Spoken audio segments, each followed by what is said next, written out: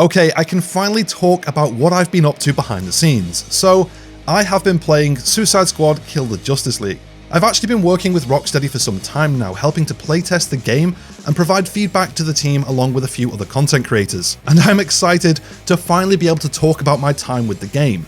My NDA does mean that I can't talk about anything other than the final version, but recently I was invited back to Rocksteady HQ to get hands-on with the game, and I am able to talk about everything I experienced during that session. And that's what we're covering in this video. I'm going to give you my impressions, thoughts, and a preview of what to expect at launch, diving into gameplay, characters, mechanics, the world, and some of the mission types I had the chance to play. They did also let me capture my own gameplay while I was down there, so everything you see in this video is me with the controller, for better or worse. During my time at Rocksteady, I played a few hours of Suicide Squad on the PlayStation 5, and it ran really well. There was no stutters, no frame drops that I could see, which was great for a game with visually so much going on. Using the PlayStation 5 controller with the haptic feedback felt great, being something I haven't actually experienced before, being more of a PC nerd. However, I will say the controller made some sounds during certain interactions. That's not for me. So if I was on PlayStation 5, I think this is something I'd be turning off pretty quick. Right, I do have a little housekeeping to get out the way first. I have not been paid for any of my time by Rocksteady. I even paid my own travel to visit the studio, which means all of the opinions in this video are entirely my own. That being said, Suicide Squad Kill the Justice League is one hell of a game.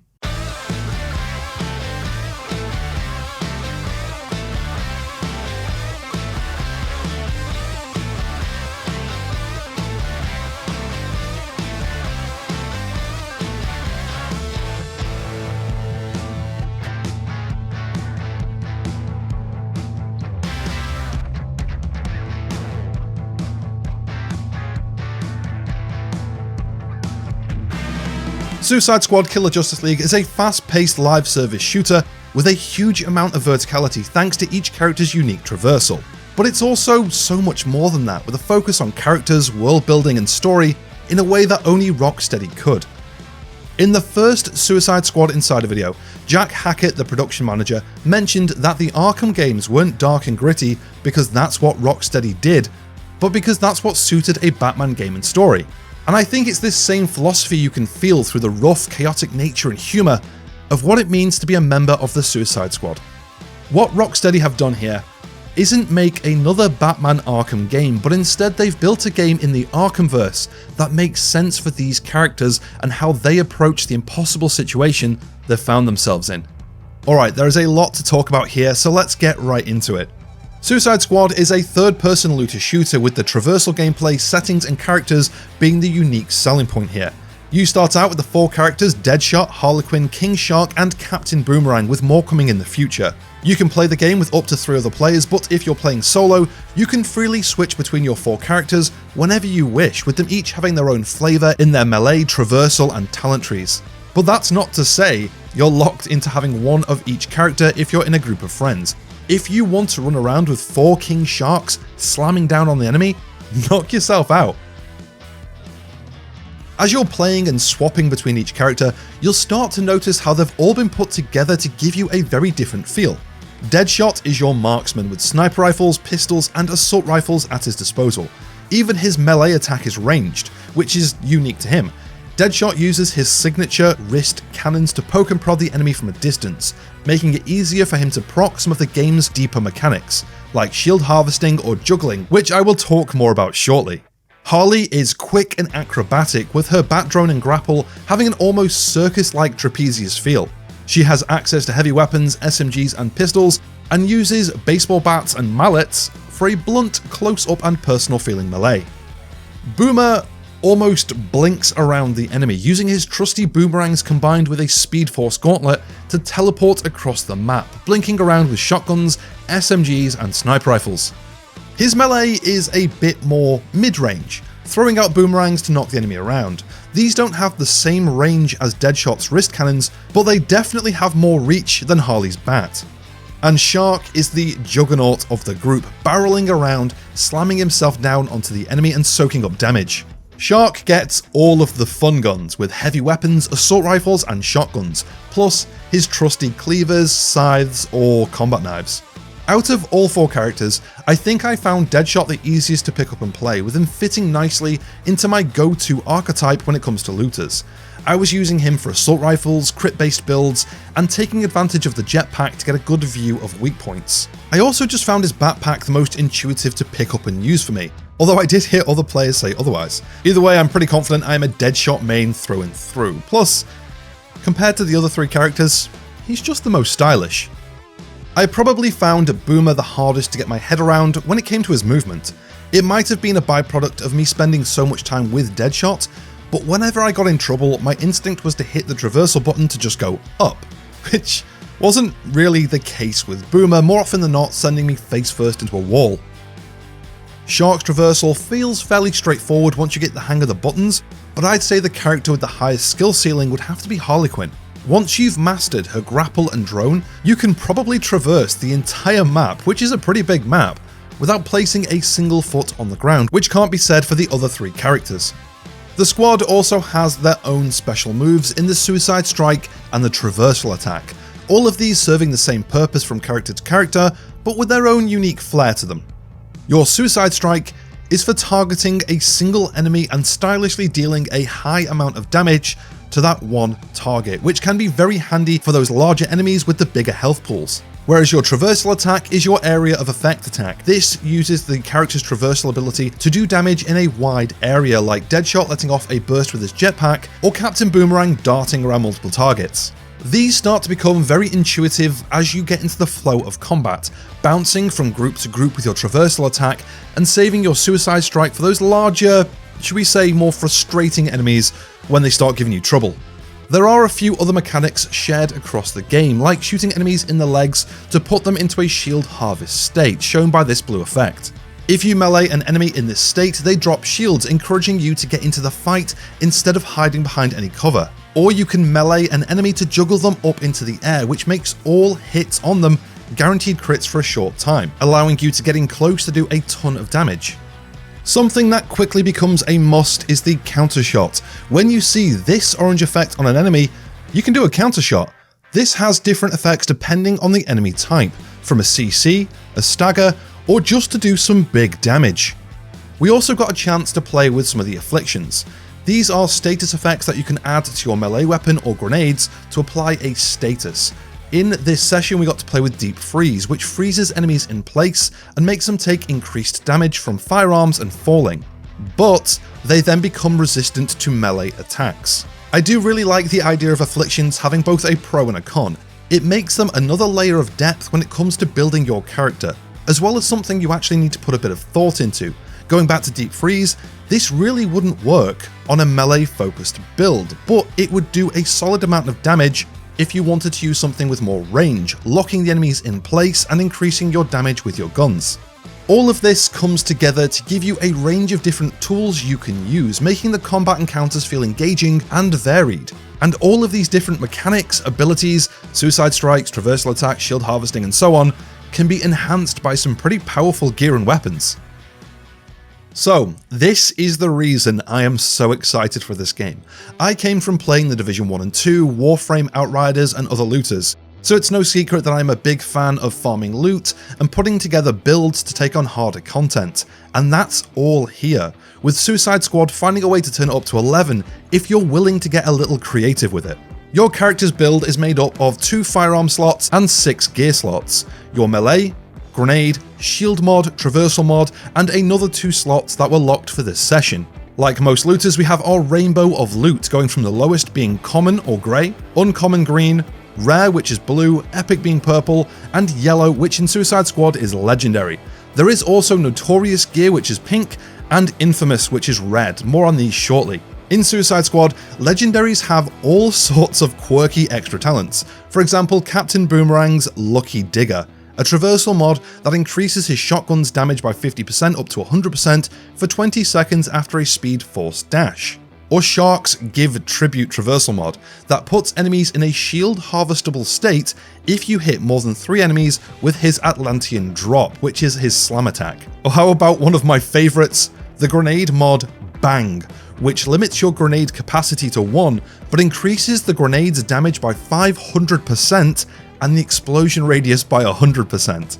And with all of these legendaries, there's also a lot of synergies to be found here. For example, if you combine the Bang Grenade mod with, let's say, the Touchdown Traversal mod that auto-drops grenades at your feet when you slide after a drop, now you're traversing around the map, causing massive explosions when you land, creating a lethal, unique way of playing this game. And that's honestly just the tip of the iceberg with what you can do with some of this gear. Now, I also mentioned notorious items. These are your special exotic type weapons and gear that are all based on DC characters taking on some of their traits. In this session, we got to take a look at Black Mask's Bulletstorm, which causes enemies to explode, setting other enemies on fire if you can hit more than 3 enemies in under 9 seconds. Notorious items are more than likely going to be that centerpiece to your build, looking at what they do, considering what you can do with it, and then putting something together around that piece of gear. I also mentioned the infamous gear. These are gear sets that get more powerful the more pieces of that gear set you have equipped. For example, this is the Gizmo set, spare parts and elbow grease. Equipping one gives you 50% extra damage to burning enemies, but if you equip a second piece, your grenades do 50% less damage, but have a 100% chance to burn the enemies. This creates a gameplay loop where you can throw a grenade, set enemies on fire, then you're doing that extra damage with your weapons. On top of this, when your shield breaks, you release a burst that burns all enemies within 15 meters. It looks like there is a lot of fun to be had here with the infamous sets, especially when they're combined with notorious items like Black Mask's Bulletstorm, causing chaos by setting enemies on fire, making them explode, and doing extra damage while you're at it.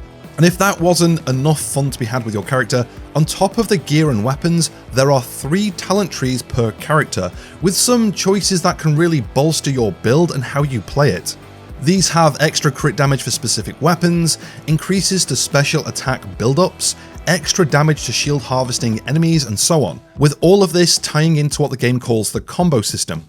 The combo system is a simple but effective way to keep players moving and engaged with the mechanics the game hands you. The more you progress down the talent tree, the higher the combo score you need to activate the talents you've unlocked, with them stacking as you go. The more engaged you are with the game's systems, the higher your combo score gets and the more talents you have active. As you become inactive in-game, you lose your combo.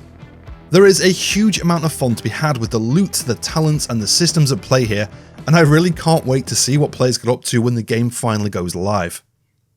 So we have a game with a strong focus on traversal and movement. Where are we going to play with that? In Suicide Squad Kill the Justice League, you're given a pretty big metropolis to explore, with a strong sense of verticality. You can tell as you travel around this city, the character's movement and making the most of it was at the very front of the devs' minds when designing it. And I think it's the verticality of the map that really shapes the skyline of the game's world, creating a stunning city that doubles up as a playground for you to travel across, surrounded by what feels like a cage created by Brainiac's massive robotic tendrils. And although this map is large, there is still a lot of detail to be found here as you're traveling from one mission to the next.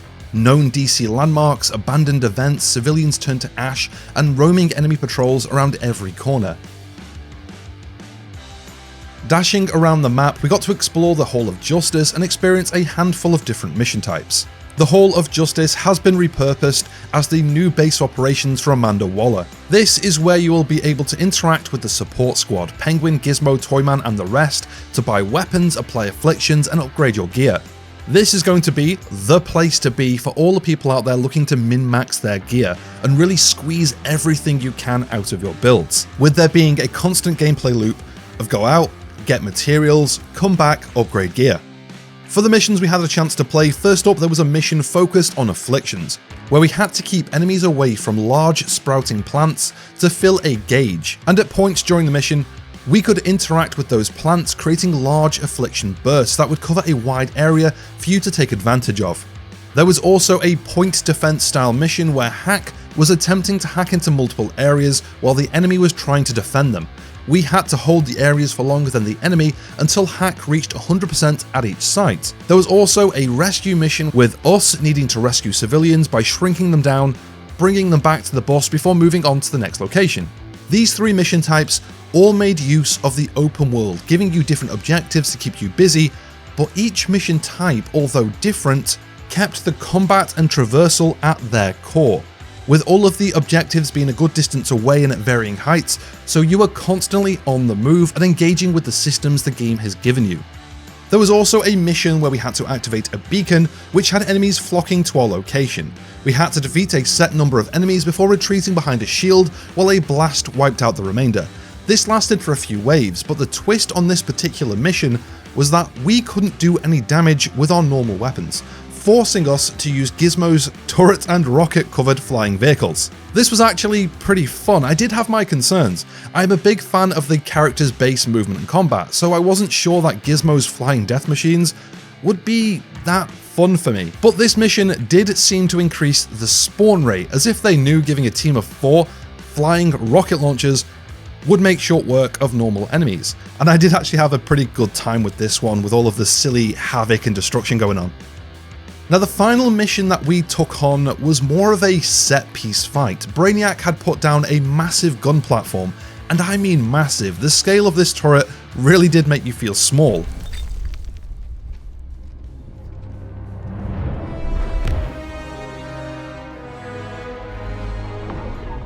And for this one we had to kill enemies, then collect drops as they died, that we then used to weaken the shields around the turret's weak spots so we could do damage. This mission was genuinely really good fun, if not rather chaotic. There was a lot going on here with a lot of visual effects on screen. The turret itself firing at you, enemies spawning everywhere, and in my opinion, this is the game at its best. Pure, unfiltered chaos.